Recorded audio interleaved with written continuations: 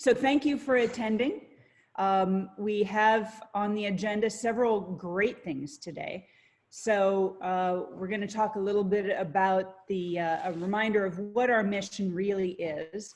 And then we'll turn it over to Chief McCulley, who will tell us some exciting news regarding Acting Sergeant Brian Robbins.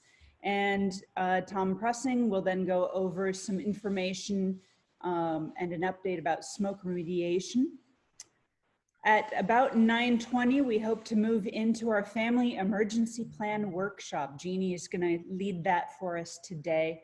And then we'll have a little bit of Q&A after that, followed by our normal, quick business meeting and wrap up. So thank you all for attending today. We really are very pleased to have you here.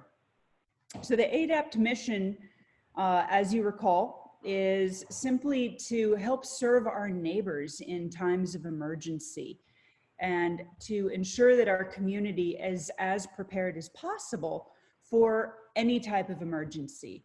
So A.D.A.P.T was activated by Chief McCulley for the COVID response when we first moved into that, to make sure we were checking in on our neighbors and no one was left behind without access to groceries or medications or other things that they need if they personally could not get out of the house. So our mission adapts with the circumstances.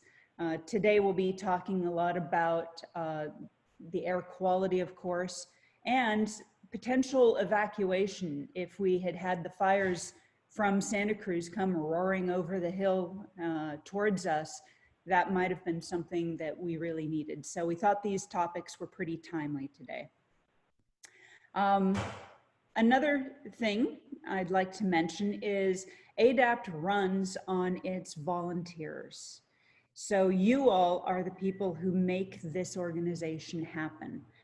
And we had Norma, who is our vice president, recently had to relocate. She and Earl are now up in the Santa Rosa area and still attending, which is nice to see their faces. But that left us with a vice president opening that we need to fill. So the board will be discussing that soon. And it looks like my family is also moving out of the area. So we will also have a treasurer position that is coming up. And while a treasurer position sounds maybe more onerous than it is for those who don't like finances, it's actually quite simple. We have everything set up electronically, so it's quite an easy job. So if you are interested in joining us on the board, we are looking for active folks who are willing to, I guess, carry the lanyard forward so that we can keep the organization moving and keep our neighborhoods safe. So please let any of us know, Jeannie, myself, Tom, or Rebecca, if you have any interest in joining the board. We would love to have you, and we can expand or contract the responsibilities of a position to suit your needs as well, because we realize as volunteers, you do have real lives outside of A.D.A.P.T. Hard to believe, I know, but we realize that happens. So with that, I want to turn it over to Chief McCulley. So he has some exciting news. Chief? Good morning, everybody. Welcome to our residents, board members, and then the area people that are always welcome to join in. This is very timely with the smoke, talking about evacuation. We've received some questions at the police department. And one of the great things about A.D.A.P.T, which was proven when we activated for COVID, is the communication link is really important for the police department, for us to be able to get information out to those that need it. So what I want to do this morning is first a couple things. Sherman Hall, who was one of our sergeants and retired and was one of our reserves, he recently resigned from his reserve duties because his work at Sacred Heart was becoming too much, and he was always an important link with A.D.A.P.T. So to fill his shoes, I'm going to introduce this morning Detective Brian Robbins. Brian has been with our department for several years. He's currently the detective and an acting sergeant and will be shortly promoted to patrol sergeant. So I'm going to turn the screen and microphone over to him, and he can just introduce himself and say a couple of things. Brian. Hey, Chief. Hi, good morning, everybody. Yes, I'm happy to join the A.D.A.P.T team and be your guys' liaison for the department. I am new, so bear with me as I learn and develop that knowledge base to better assist you guys. But obviously, you can reach out to me for questions, and I can turn to my superiors who have a little more experience, like Commander Wade and stuff like that, and get a timely answer to you if I don't know the answer myself. But I'm looking forward to working with you guys and just checking out A.D.A.P.T. Thanks, Brian. You guys will really enjoy Brian. He's got a lot of energy, very focused, very easy to get along with. Likes to talk too. Doesn't seem like it right now, but he does like to talk. So, and he's got the right haircut to fit in for me at any time. So there you go. Colleen, back to you. Steve and Brian, would it be possible to, in some, maybe a week or two, set up a Zoom meeting with you, Brian, along with some of us on the board, and just have us share with you what we're doing, what we have going forward, and then have you give us your ideas as well? Would that be possible? That's a great idea, and I'm happy to do it in person. I think we can socially distance if you want, or we can do Zoom, whatever works for you. Okay, thank you.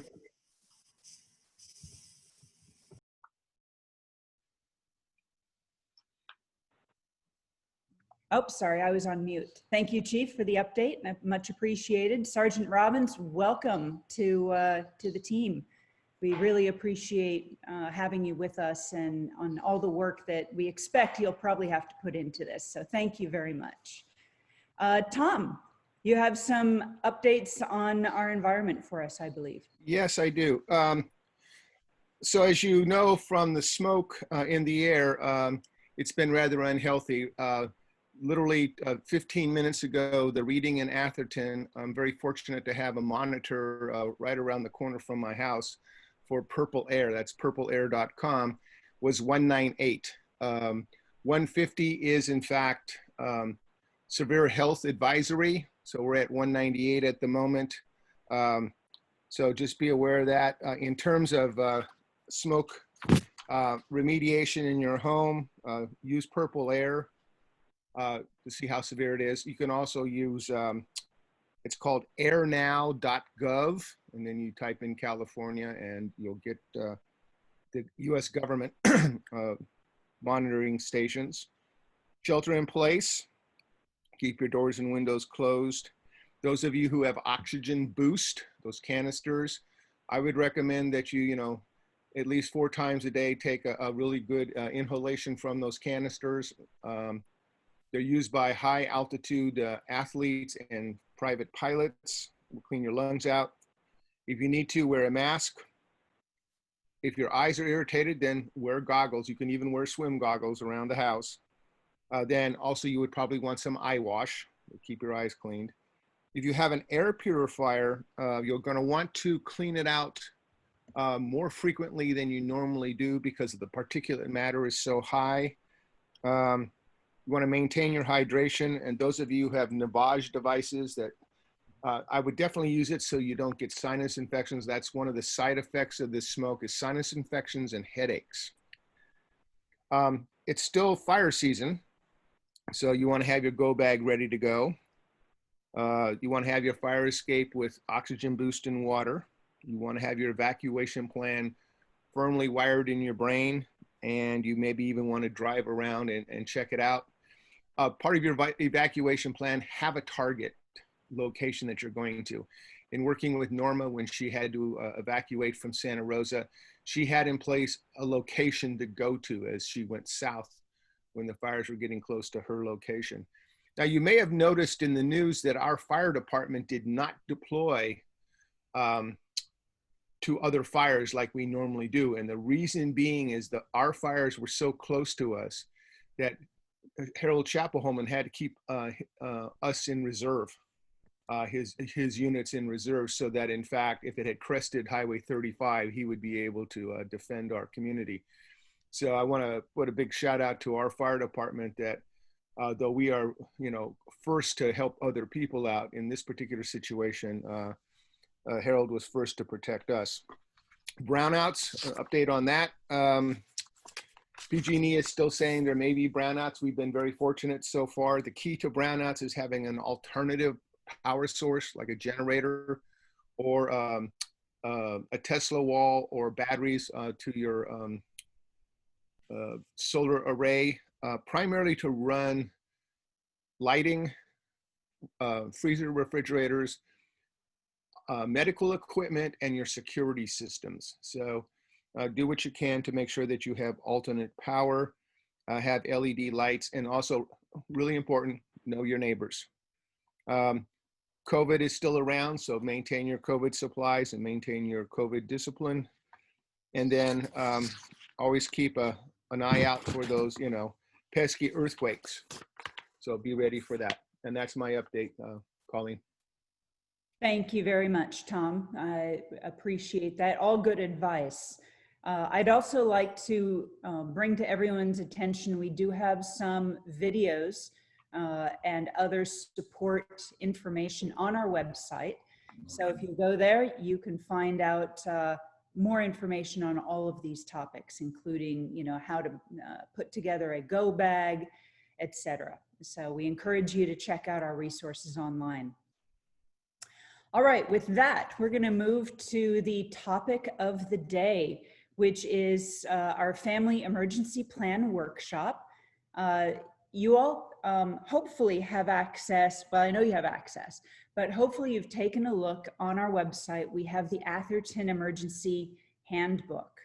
And this is a tool available to you so that you can do appropriate planning for a variety of scenarios.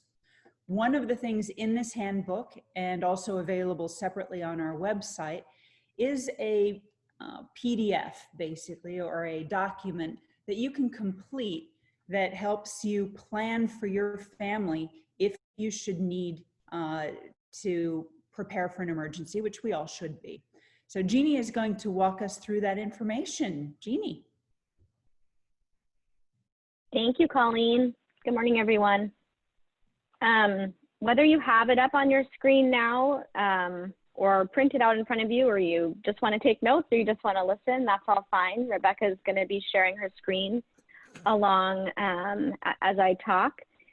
We wanted to just kind of start everyone from ground zero, right? We want to make sure that whether people who have been attending a long time are super prepared, or people who are brand new to this whole concept of preparing, we can all be on the same page of why do we make a plan, and actually making one and refining it based on the environment around us, whether it's COVID or the smoky air that's happening out right now.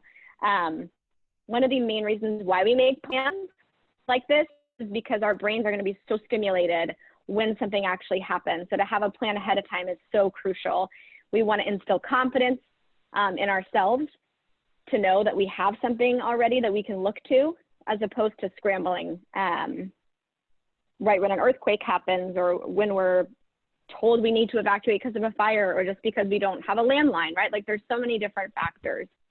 So let's jump in and just kind of imagine yourself that you have there's just been a disaster or something like that. You are safe, but you need to leave and go check on other people. And we're going to start from there. So you don't have power, maybe it's the middle of the night, who knows? So just put yourself in that situation and kind of start thinking about what you may need. The way we're going to walk through this is I'm going to kind of just talk through each section, and hopefully they can spark questions and curiosity among you and your household for you to go back and finalize this plan all together after this meeting. And separately, please write down all questions that you may have, because Tom and Colleen, after we go through the form, is gonna facilitate a robust Q&A section for you guys to ask specific questions, do's and don'ts, etc. So with that, we're gonna jump in. Hopefully you can see Rebecca's screen, and if not, follow along on the document that was emailed to you. Let's get started. First things first, you should have 2 to 3 different types of bags or supply sets with you, whether that's a go bag or a home disaster kit or a kit that stays in your vehicle. It's important to have a bag that you have near your front door that is full of supplies that you can carry on your backpack hands-free, whether you need to hop a fence, which is probably really unlikely, or just grab it and put it in your car and go. We call those go bags. We have, that's kind of our teaser, because in October, we're gonna be going in depth about what different supplies we should have in these different kits and how often they should be updated and why there's a difference between the different supply bags. You'll also see in the next section, having a set of family disaster supplies for your home is very important. Thinking of things like, okay, maybe I can't live in my home anymore, but my property is still safe. Maybe I need to camp outside. What kind of things do I need to have there? So that's an example of a few different types of kits. It's important to know where those are, to have this written out in your plan, so every person in the household, whether it's a visitor or someone who lives there permanently, all is on the same page. If you could go down, Rebecca. Yeah, perfect. So you also want to make sure that you have an out-of-state contact, but also that it's agreed upon by everyone in your household. Everyone knows who this person is or this family is. This could be someone or a group of people that is almost going to play operator between you and the rest of your household if you guys aren't all together. You guys may not be able to communicate with each other, but you and your out-of-state contact may be able to. And if you stay in contact with them, they can kind of play operator and tell everyone else where you are, right? And you guys may end up staying there at some point or meeting there if you need to evacuate, but it's important to have someone outside of the disaster area to know what's going on and to help facilitate things for you. So make sure you have that written out and that they are also sent this plan. They need to know that they're the out-of-state contact. And also be thinking about just like the CERT mantra and the mantra that we use at A.D.A.P.T, right? Take care of yourself first, then your family, then your neighborhood, right? Your neighbors. So make sure you know who's living around you for safety reasons, whether it's because their house is on fire and it could get to yours next, or because you want to take care of them, right? It's just important to know who lives around you. And yeah, so that's kind of the contact information section. I know I'm going kind of fast, but we want to make sure we get to the Q&A at the end. So be sure to write down all your questions here. So with you'll see, of course, here we have emergency phone numbers. It's important to know the non-emergency line of the Atherton Police Department, but also 911, just in case, might as well write it down. And then Rebecca had this wonderfully smart idea of not only writing down the radio stations, but also putting them on a label and putting them on your little radio that you have, putting all those stations on the radio you have throughout the house, whether it's one by your landline, it's one by your nightstand, anything like that. So you know that there are multiple stations that have emergency information on them ahead of time, which I thought was a great idea. And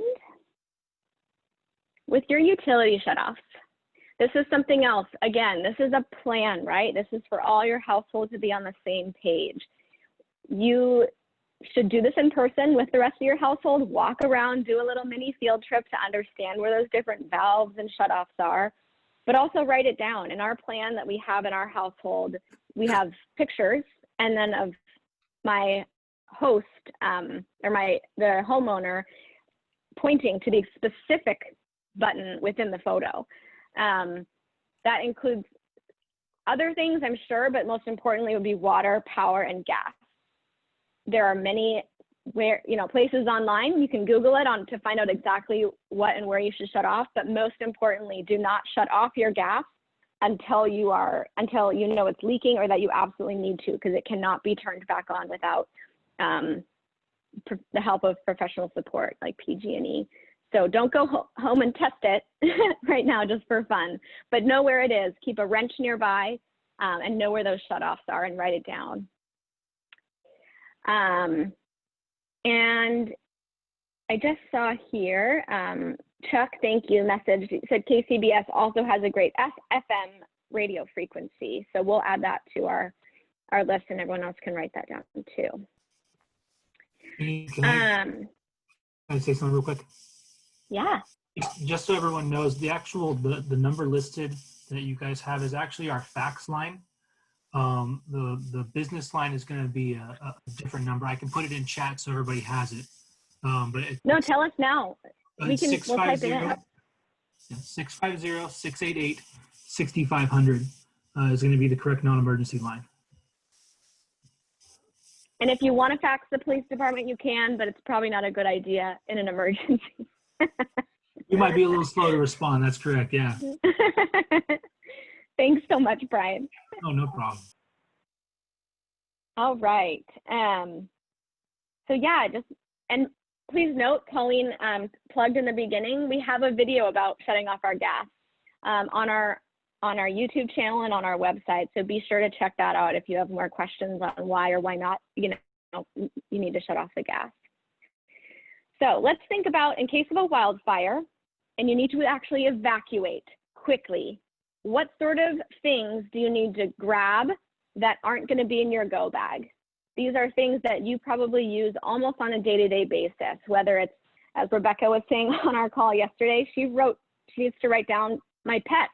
I literally need to remember to take my pets with me, because in the heat of the moment, you want to make sure you have this list and you know exactly what to take. Eyeglasses, your wallet, very important things that you may not think of when you're trying to evacuate really quickly, but that you can't keep ahead of time or can't keep a duplicate of in your go bag. Think about, the go bag, of course, your go bag, extra drinking water, eyeglasses, important paperwork, your phone, wallet, keys, computer, face masks, cleaning supplies, anything extra that you need for road tripping and evacuating during COVID, all of that. And then what steps do you take if your evacuation is anticipated? This is very important to have in your plan and for everyone in your household to understand. Don't write this on your own without anyone else knowing. They need to know, okay, what are we putting in the car? What are we triaging and leaving? If we have 5 minutes to leave, if we have 30 minutes that we need to evacuate, plan on different scenarios. But park your car facing out so you can leave really quickly. Wear sturdy and protective clothing.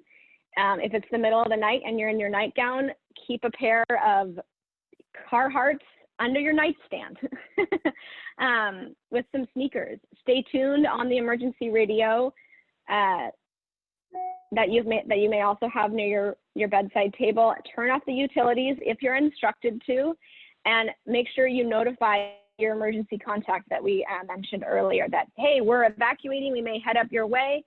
But if they're your emergency contact, they should also be monitoring and knowing what's kind of going on their own. So, and then what do you do if an evacuation is ordered, right? You want to leave immediately, follow the recommended evacuation routes, and stay tuned for emergency information on those radios. Brian and Chief McCulley may be able to speak to this more, but there's many different scenarios on what an evacuation order may look like depending on what the disaster is and where it's located. So I don't know, Steve or Brian, if you have any insight on what an evacuation order versus an unofficial warning may look like, if you want to speak to that really quickly, and if you don't know, that's fine too.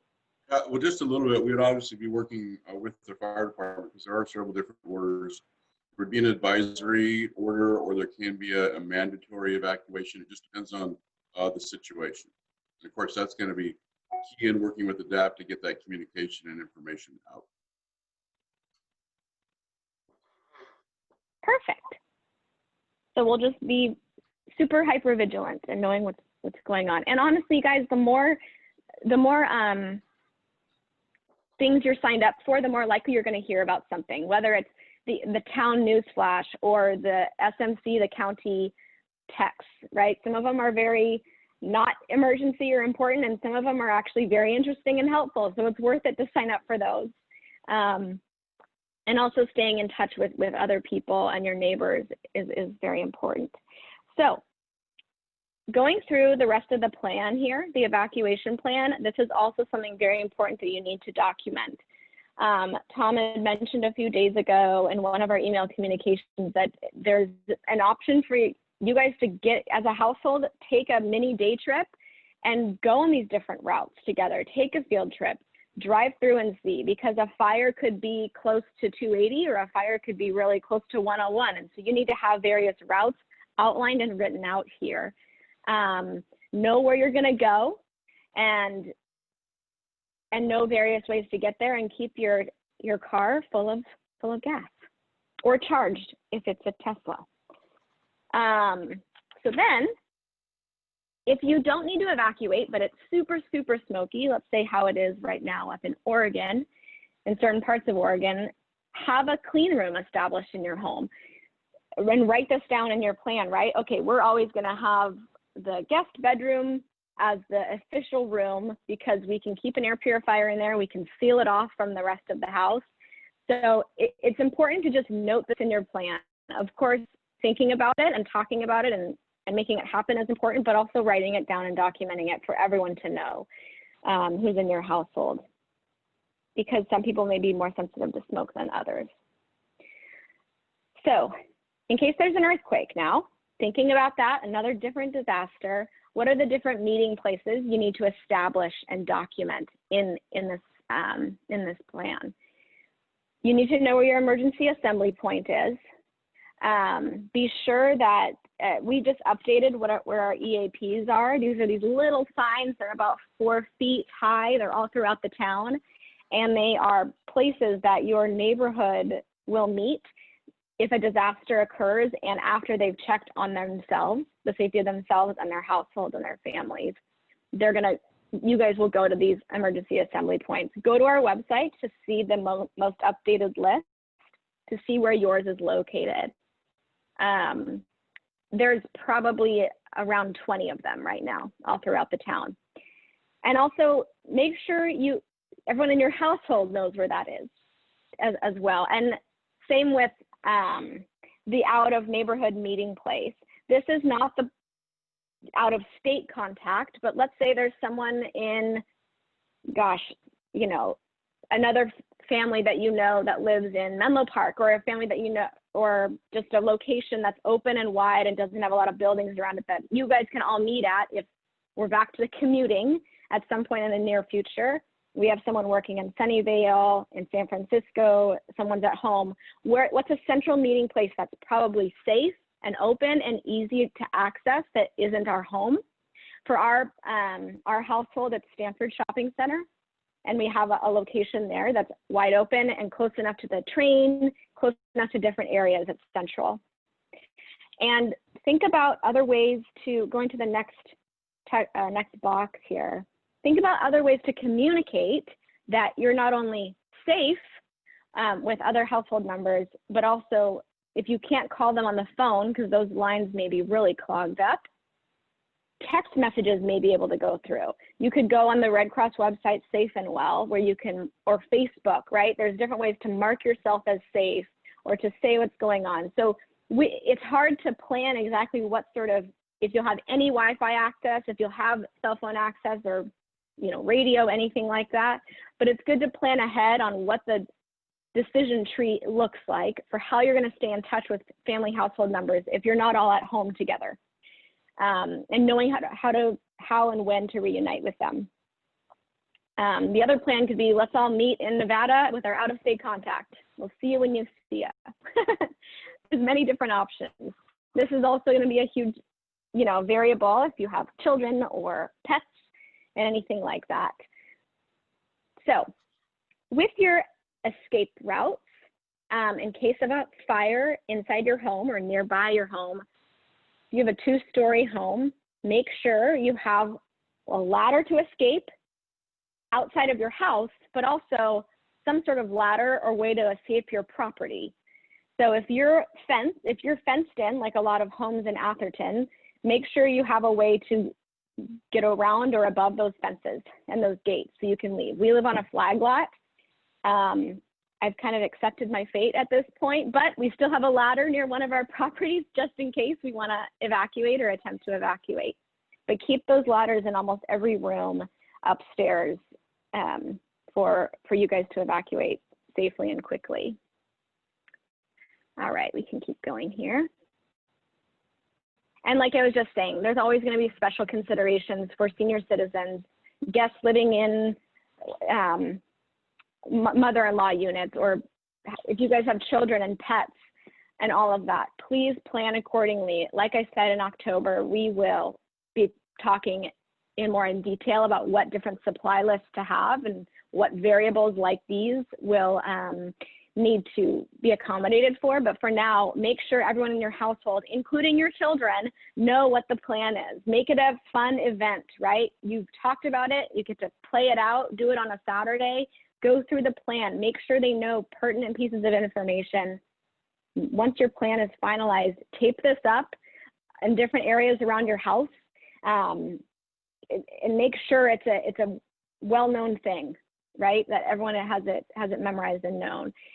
And in the additional information and contact information, if you want to scroll down, Rebecca, it's really important to have, especially for younger kids, to have all the information of their different households, phone numbers, different health information and all of that, things that people need, that maybe a children doesn't memorize or know off the top of their head, but they can have it on this plan. So you can type in additional information here and sign up for all of our information and alerts, but then down below, make sure you fill out the tedious portion of the contact information of everyone who has, you know, a different email or different important medical information and all of that, if you want to scroll down, Rebecca. So again, the point of all of this is to really align your household. Use this template, update it as frequently as you feel is necessary, and make it an ongoing dynamic document. And with that, that was our overview of this document, but make sure that you have any questions written out for Colleen and Tom to address now. We're going to switch to the Q&A. All right, we're back to our full screen here. If you have questions for the chief or for Sergeant Robbins, Tom, or basically anyone, please go ahead and speak up. And if you don't wish to speak up, you can also use the chat function down below. You'll see in the middle of your screen on the bottom edge, chat. Just go ahead and type your question in there and send it, and I will make sure those get asked as well. I'm going to start us off. Chief or Sergeant Robbins, I have heard through different sources that you should, in a bad evacuation, let's say the house is falling down and we need to get out, I've heard that you should leave a note for first responders on your door saying that you've evacuated so they don't waste their time searching a house to help people who aren't there. Yet at the same time, I worry about looting. Should I be leaving this note on my door or not? What would you recommend? I think leaving the note is a good idea. When evacuation orders are placed, we're often called up to assist fire to go door to door to check, and then we actually mark the home to make sure that it has been evacuated. So if you do leave a note, I mean, just one more piece of information for us. Looting is always a concern, and it does happen, especially recently, albeit somewhat rare. Again, you know, we're doing the best that we can to prevent the looting and assist in evacuations. And just to follow up on that, we work off the trust but verify, you know, nature when we're going door to door checking. While you do leave a note, I mean, some people may choose not to want to leave, may put a note in order to avoid, you know, law enforcement actually checking. So no matter what, we're going to double check and make sure that no one's in a home. And as Chief just said, we'll mark it down on our map going house by house. The looting aspect, I would just make sure you have the proper stuff to protect the belongings that you care about most, the fire safe and things like that. Something sturdy, hardy, bolted down that's going to be hard for someone to remove in a time like that. And in an evacuation situation where we have the chance of looting, obviously we'll probably have county mutual aid activated, so there'll be a lot more officers in the area circulating to help avoid that kind of crime happening. Very good. Thank you, gentlemen. Our next question looks like it might be a good one for Tom Prussing. Can you elaborate on what constitutes a sealed room per the clean room idea? Thank you, Colleen. For your safe room or clean room, that would include having an air purifier in it, closed windows, and if, for example, the smoke, if you were to pull up purple air and all of a sudden the smoke indicator is 430, as it would be if the fires had crested over 280, for example, in our recent scenario, then we would have a particulate reading in the 300 to 400s. In which case, the seal on your windows is going to be sufficient, having an air purifier, but what you do is you then take a damp towel and you place it at the base of your door, and that should take care of the incursion of any particulate or smoke into the room. As long as you have an air filter in the room, you have a bottle of Boost oxygen, and you have a mask, then you would stay in there. Obviously, you would make sure that you have provisions in there, some game boards and your TV and whatnot, so that if you had to stay there for a while, some snacks, that you could. It could even have rolled up sleeping bags if it got that critical. Because if in fact we were to get up into the ranges of 300 to 400, you're not evacuating because there's no place to evacuate. So your evacuation is in fact your safe room, which is easily fitted out. You could do it for a garage as well. The windows are usually self-sealing, so the only thing you have to do is just put a damp towel along the bottom of the door and just make sure you have some fun provisions so that you can be there a while. Thank you very much, Tom. I appreciate that. Mayor DeGolia has a question. Mayor, thank you for joining us today. We appreciate that. And I believe this is probably a good question for either Rebecca or Jeannie. Will we make the PowerPoint available today by either posting it on the website or sending it? And a related question, Rose was wondering about an updated emergency handbook. Are we printing them out or are they only available online now? Ladies? The most updated handbooks are only online right now. We got to a place where it just was not efficient for how often we were updating them for us to continue to print them. But we can, if you email me, we can talk offline about different options, but it would probably be best for you. First of all, thank you so much for being willing to pass those out and get them to your pod of neighbors.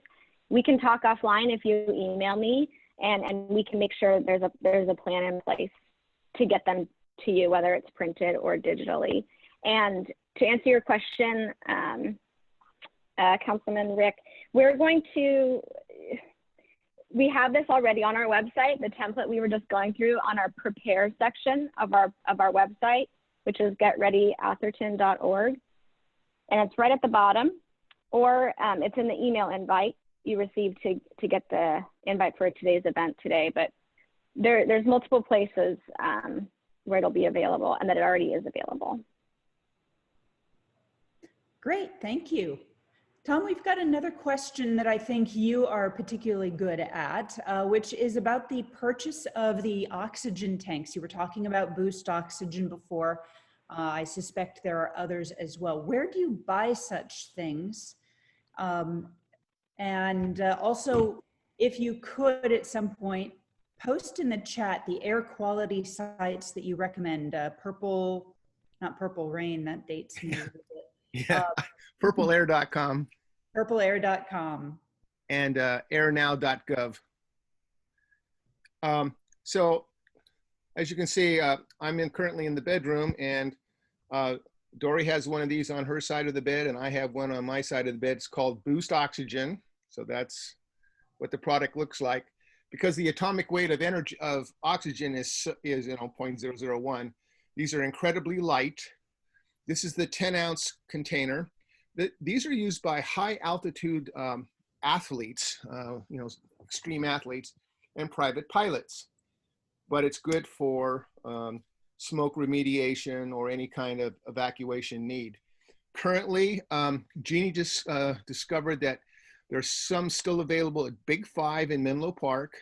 Last week, they were still available at CVS Menlo Park and Pharmaca Menlo Park. But you can go online to CVS, online to Pharmaca, and online to Swanson Health and purchase these. I recommend Pharmaca because they currently have a 10% sale. And if you're using Honey, which is another app, discount app, you can get 15% off. And we have one in each bedroom of the home here. Well, the granddaughters have one in each of their bedrooms, and we have one each in the car. It's a great way to keep your lungs clear. They also have a 5-ounce container, which is half this size, but I had the full size, and 4 times a day, I take a hit of 95% oxygen. All right, thank you, Tom. Oh yeah, and purpleair.com. Purpleair.com, and in the chat, Rebecca has also posted the government site, and let's see, that's airnow.gov. And then further down in the site or in the chat, John Mosby is also recommending an app for your phone called Air Bubbles. So that sounds a little more frivolous than it probably is. All right, so our next question is from Sharon. She wants to know if it would be useful to have a bike or a motorcycle handy during an earthquake, for example. She's thinking that because tree limbs often fall into the street, and that is a problem we expect to have here in Atherton, a car may not be able to get through. Tom, maybe you could respond to that for us? Who asked that question? That was Sharon. Sharon, that is a brilliant idea. A motorcycle and or a bicycle is going to get you through evacuation clogs much faster than a car. I mean, the other option is walking, but having that capability, let's say you have it attached to the back of your vehicle, and for whatever reason, the evacuation passage is blocked. You get on your bicycle, you can bicycle out. Even if you're not riding it, you can load up your bicycle with your pack. A motorcycle is really, really, really, really excellent. The other thing, as Colleen's pointing out, there are 3 locations in Atherton that are exactly like paradise, okay? Which means there's lots of overhead foliage and whatever. In an evacuation scenario, whether earthquake or fire, there may be downed trees. So we're recommending that those of you who are in wooded areas have a saw, have a chainsaw. Know how to use it. If you don't, there are classes around in this area at rental stores. Know how to use a chainsaw, because if there is downed foliage of any kind, you may have to cut your way out. So a bicycle, motorcycle, and chainsaws are critical to your evacuation capability. All right, thank you very much. Jeannie, I think we have a good one for you next. This is also from Sharon. When you select a point of contact, is it helpful to have a phone number for someone out of town? Understand that the times get backed up, or the lines get backed up, but out of town lines are often more open. Yes, we definitely want, if I'm reading the question correctly, we want you guys to have as much contact information about your out-of-state contact as possible. Phone number, address, home phone, cell phone, and everything in between. Even if it's email, if you have to communicate with them that way. I think I answered the question. Yes, you want to have a phone number. I would add to that yes, because phone lines locally may be down, One of the reasons for that out-of-town contact is just so that you can maintain that communication. You know, we all try our local lines first, of course, but in the case that you can't get through, sometimes the out-of-town contact is your best bet. May I say something, Colleen? Yes, The way the system, the cell system is set up and the landline system is set up is that in a major disaster, the systems are set up to start to restrict internal calling, so to keep it free for emergency responders. And so you're going to have about a 3-minute window to do outgoing calls. Outgoing calls out of state are not blocked, but depending on the nature of the disaster, we may have cell sites down and whatever. So using text turns out to be very valuable, and you get your phone call in. I'm recommending having one person out of state who then acts as the tree disseminator, because you may only get one phone call. And I want to share something really interesting about communications. On August 7th, 2007, at 8:51 p.m., one individual doing one thing caused all of the cell providers to go down for upwards to 3 minutes and 58 seconds. Normally, if I'm in a group, I ask, well, do you know what that event was and who that person was? I will tell you now.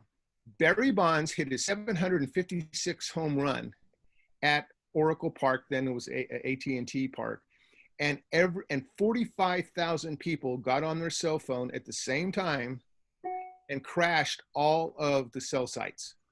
So it's important to know that the cellular system could be overwhelmed. In addition, it could be damaged. So if there is a major disaster, get that phone call out as quickly as you can to that one contact out of state, and let them be your master operator to contact the rest of your families and your friends.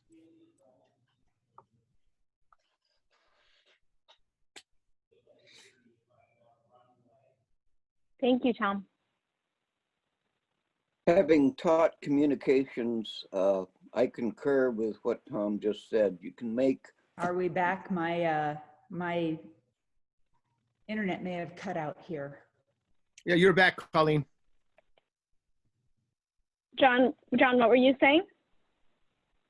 I was concurring with what Tom said. You have an opportunity to make one call, and it should be totally out of the area, out of state, out of the immediate area. Great. Thank you very much, John and Tom. Chuck Weiss has a question. Mayor DeGolia, are you still here by any chance? The mayor may have stepped away for a moment. Chuck, I'm going to go ahead and defer. Oh, no, he's back. Mayor DeGolia, we have a question that is probably best for you to address, if you don't mind. Chuck Weiss wants to know, should the community place a small number of purple air monitors around town? Atherton is underrepresented on purple air. Could you give us your thoughts on that? Oh, I think you're on mute still. I've only begun to pay real attention to purple air in the last week or so with the air conditions that we've had because of these fires. I find it a remarkable app providing really good information. Anybody can get a sensor. They're relatively inexpensive, and they monitor that sensor and then provide the air quality information that's reported from that sensor through the internet. And when you go on to purpleair.com, you can see you don't see exactly where the sensors are, but you see the street on which each sensor that is reporting information is located. So I think it's a really interesting thing to do. It makes sense for us to put one where our property is, and frankly, there's only two significant properties that Atherton has. One is the park and the other is the town center. We don't really have properties elsewhere around town. There are a couple parcels, and I will be talking to the city manager about that. I think it would be a good thing to do, and it's not very expensive. It's more effective if we have lots of residents that decide to get a sensor, because then we'll get the readings everywhere. Although, let's face it, the air isn't terribly different, you know, in one area of Atherton from another, but I think that it's very helpful to have that information. Thank you, Mayor. Appreciate that. And we'll look forward to hearing any updates you might have on that. Let's see, our next question is from Sharon. John, you might want to handle this one if you're available. Her question is and this it relates to your previous comments. What about using a bandwidth radio instead of cell or landlines? Can you talk to us about that?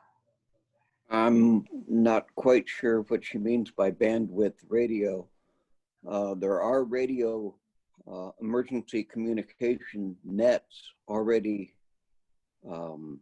set in place for communications for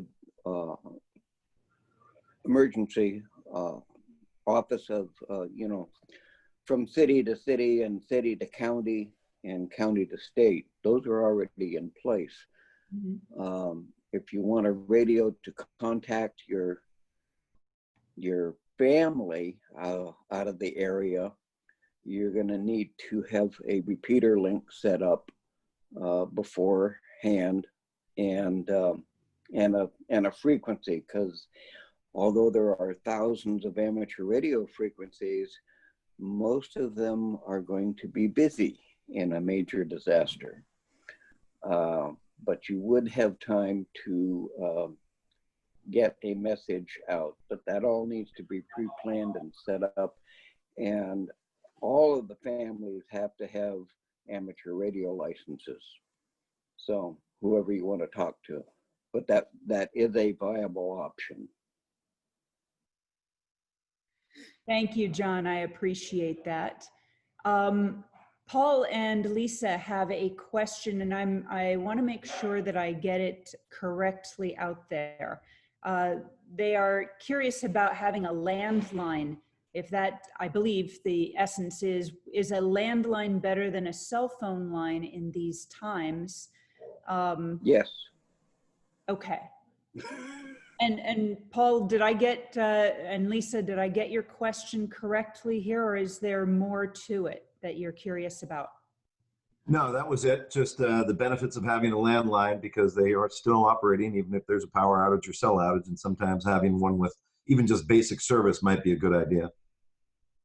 Right. Yeah. Okay. And Paul, the other important factor to a landline, it means you can get to a 911 or an emergency number much more likely than if it were over a cell service.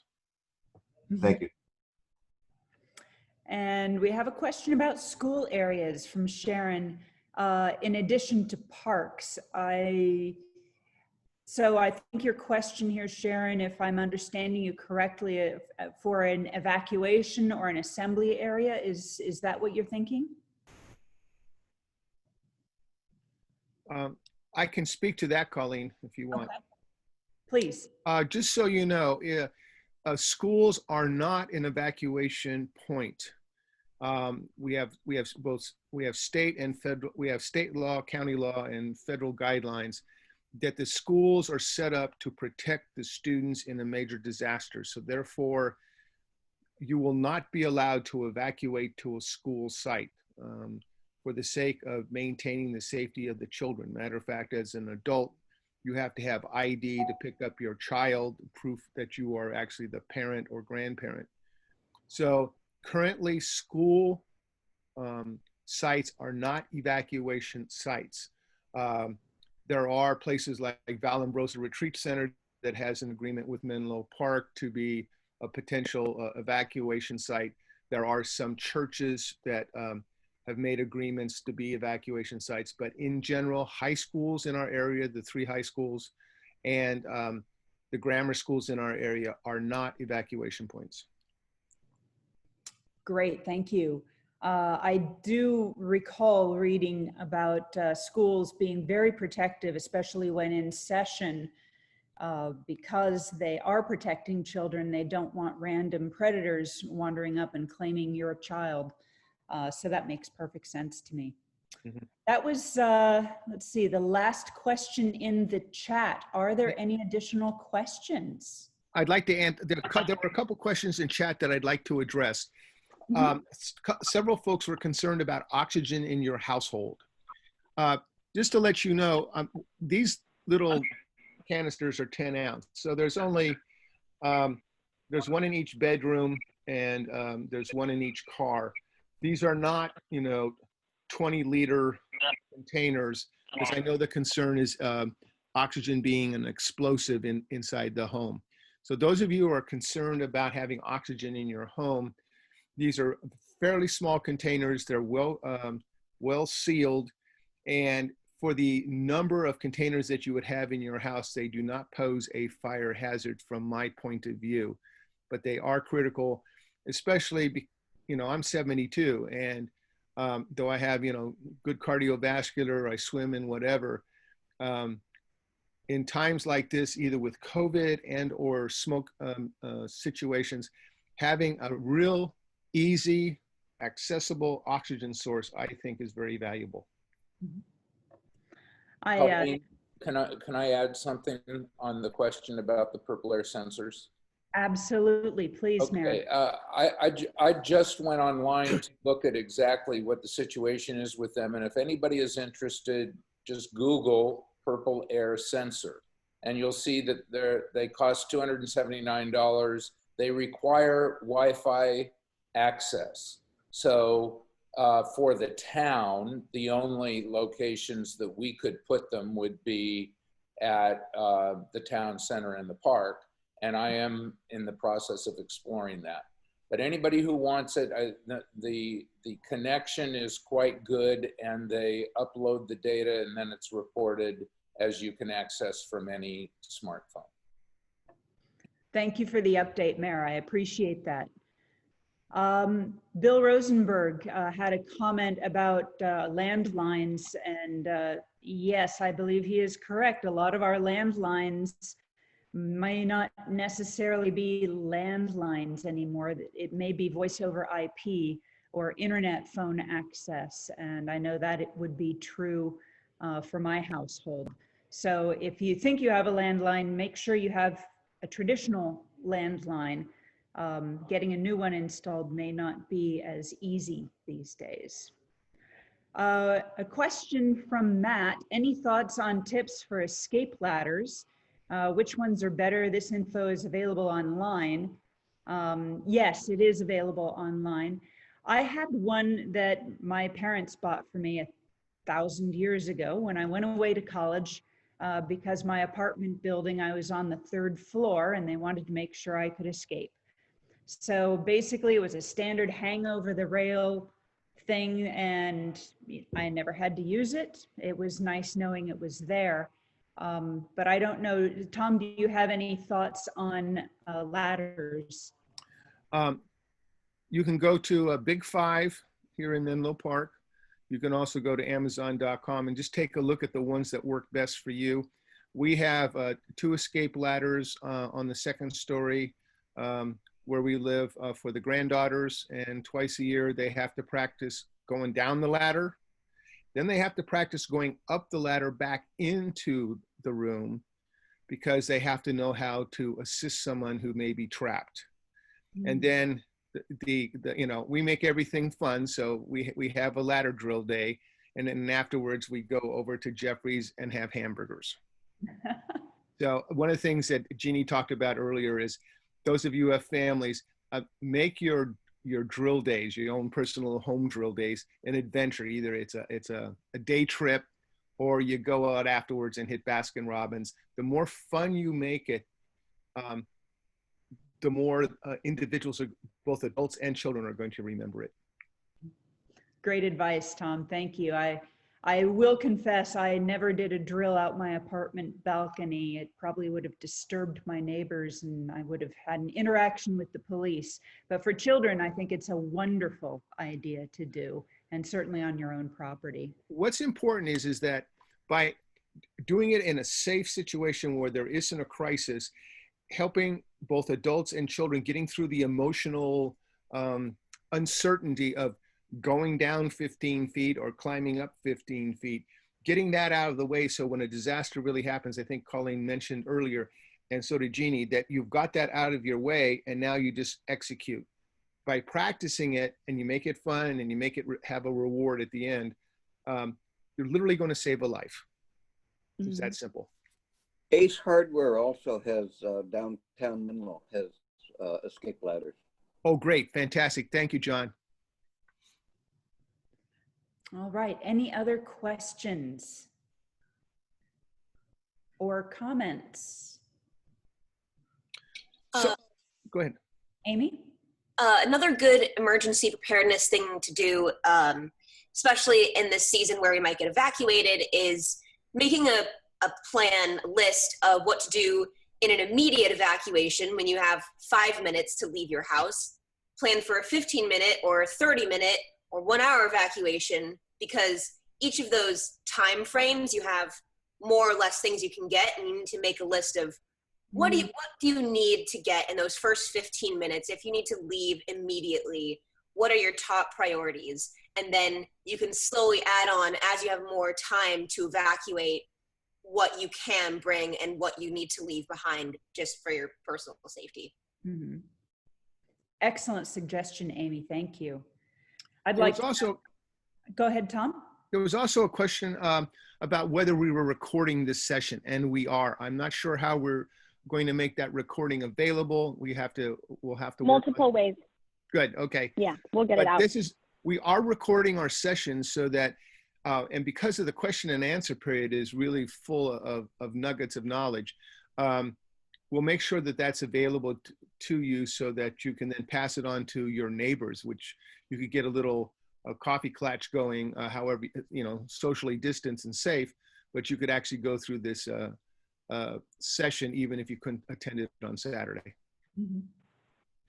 Thank you for that reminder, Tom. I appreciate that. Let me just add that there are also different circumstances for every home. So in Tom's case, he's taking care of young family members. In my case, I have a 92-year-old father that lives with us who has mobility issues. Let's just say if he had to walk to the EAP point, he wouldn't be able to do so. So in our planning, we've had to think of how do we manage things if I am at work in San Jose and my husband happens to be up in San Francisco on business and my father is here at home. How do we manage that? And, that's a struggle. He does not have a driver's license. And Chief and Sergeant, please don't listen. I've given him a set of keys, and if we're not around and there's a fire roaring down the hill, he does know how to drive, and he can answer to the court later for that. So keep in mind the different scenarios where you or your partner may be when you need to collect children. Those are very, very important considerations for your plan as well. Also, yes, sir. Also following up on your suggestion, in our garage, we have a collapsible wheelchair just in case someone is injured and we need to get them out rapidly, and we just toss them in the wheelchair. I've had broken bones and whatever, so I have leftover crutches and whatnot. Some of you may have that in the home and it sits in the corner. Bring it into a place that, especially the wheelchair, because not only can you help someone who is older or is injured, but you can put equipment on it and use it as a carry-all. Excellent ideas. All right, as we wrap up our conversation today, I'd like to point out that Rebecca has, Sergeant Rob. Sorry, yeah.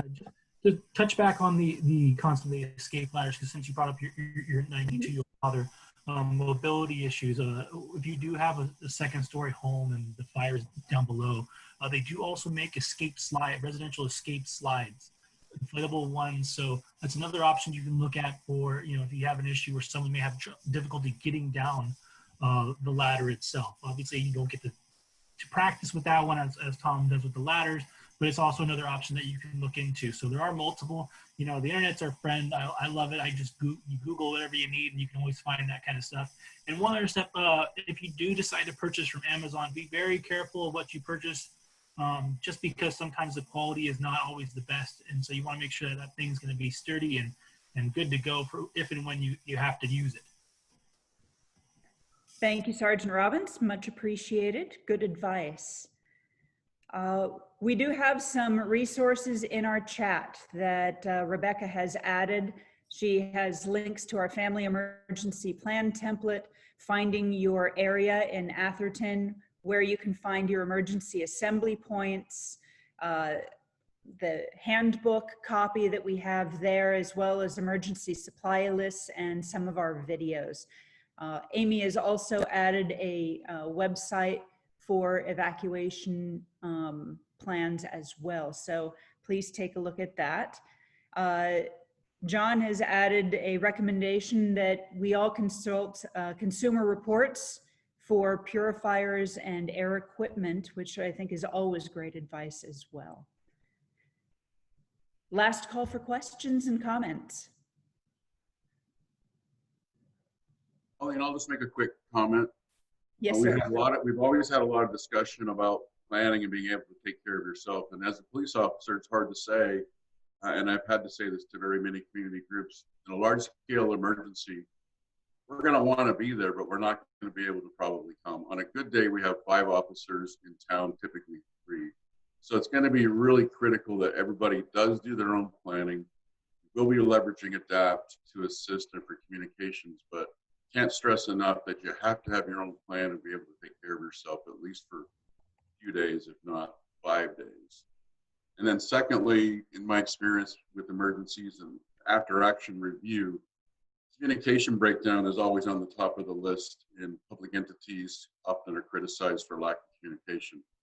Best ways that we can reach you are through the signing up on the town website for the news fly, county alerts, and then we also have the ability to do reverse 911 calls, but it's only good if the phone numbers and information are registered. And we are researching different ways now to self-populate that so we can get as much information out as we can quickly and then update this as well. Excellent. Thank you, Chief. Much appreciated. All right, we'll go ahead and wrap up our session. There is a new addition to the chat, a link to the Air Resources Board. I'm not sure who it's from, one of our participants, so thank you for being here and contributing. So that link is available for air cleaners and cleaning devices, so please check that out. We'll go ahead and move on to our wrap up at this point.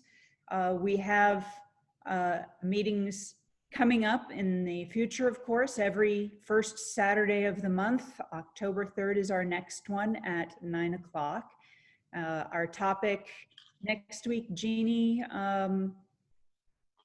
It'll be a deep dive into different supplies that you will need in your different bags and kits. Of course, you won't go through every single thing, but there's key considerations is what we'll focus on. All right. So spread the word. We hope you will join us. Before we close, we're going to do a quick meeting wrap up as far as the finances. So I just wanted to let you know that we had a lovely donation from Sherman and Jane Hall. So I wanted to thank them for their generosity.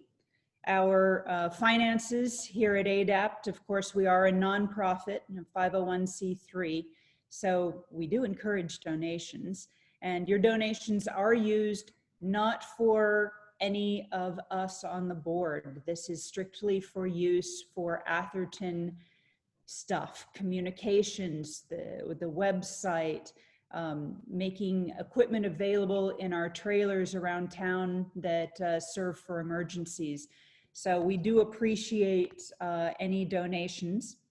At this point, A.D.A.P.T. is pleased to report that we have $5,865.19 in our bank accounts.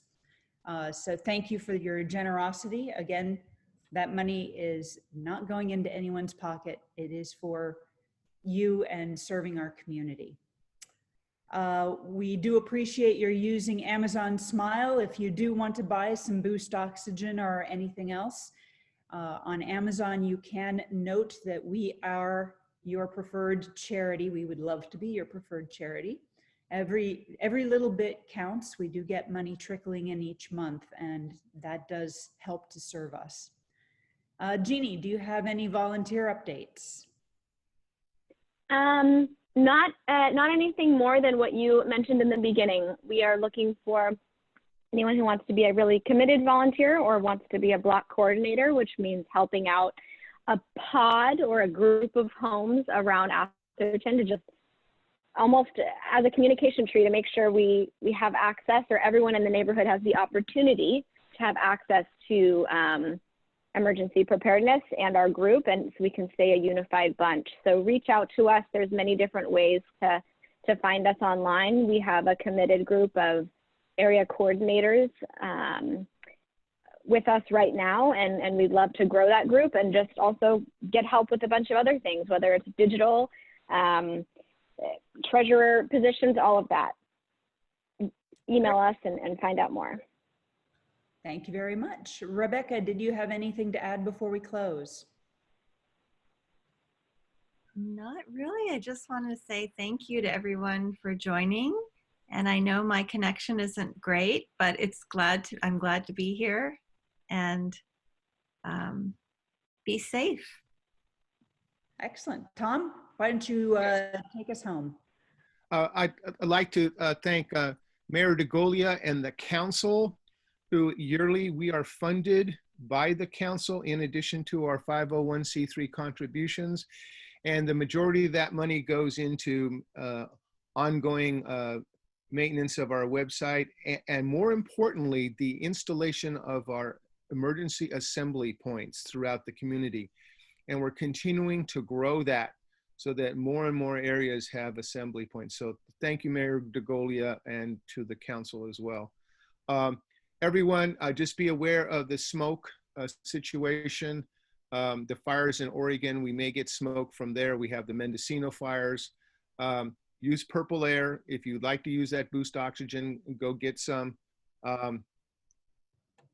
Otherwise, because the air quality has been so bad, for those of us who are over the age of, let's say 70, and I'm 72, be aware of, wearing a mask outside, irrespective of COVID, and being aware of sheltering in place, because the air quality is very, very poor.